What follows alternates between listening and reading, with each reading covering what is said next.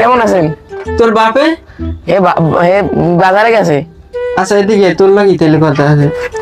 শোন, গত শুক্রবার আমার ভাইয়ের বিয়ে খাইয়েছো, এত সুন্দর একটা কার্ড দিয়েছে, দাওয়াত দিয়ে গেছিলাম। তাই এখন ভাইয়ের বিয়ে খাইছো, গরু গোস্ত কেমন হয়েছে? গরু গোস্তের কথা তো কই না, আমি পুরো পেটটা ভরে খাইছি। ও তাহলে ফেননি তুমি সব মিষ্টিটা পারফেক্ট হয়েছে। আচ্ছা তাহলে পোলাও কেমন হয়েছে? পোলাও তো আরো দুটো হাত মুছেছে, পেট ভরে গেছে দেখে আর খাইতে পারিনি। তাহলে ওই রোস্ট মনে হয় নিজের হাতে মুরগি দেখাইছি রোস্ট।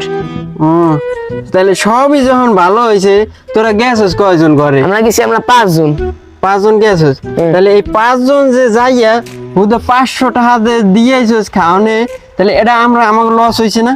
তোমার লস কি? তোমার দাওয়াত দিছো, আমরা দিলেও দিছি, না দিলেও দিছি। কি লে দিলে দিস না দিলে এই খাওন যদি হোটেলে খাস তাহলে কয় টাকা লাগবে? কারণ তোমার দাওয়াত হচ্ছে, তোমার কিছু মান সম্মান বাঁচাইছি আমরা দাওয়াত খাই। মান সম্মান বাঁচান লাগবে না? আমরা কি লস দিয়ে বিয়ে দিমু? আমরা লাভের আশা বিয়ে করব। দাওয়াত দিছো, দাওয়াত খাইতে গেছি, এখন আবার টাকার কি? আমরা লাভ করবো না? এখন শীঘ্রই 2000 টাকা বাইকার। আমি এই মুহূর্তে টাকা পাবো কই? তাড়াতাড়ি ঘর দিয়ে 2000 টাকা লইয়ে যা। ঘরে তালা মারা, আমি বাইরে খেললে আইছি, আবার হাত দিয়ে বাসায় ঢুকছি।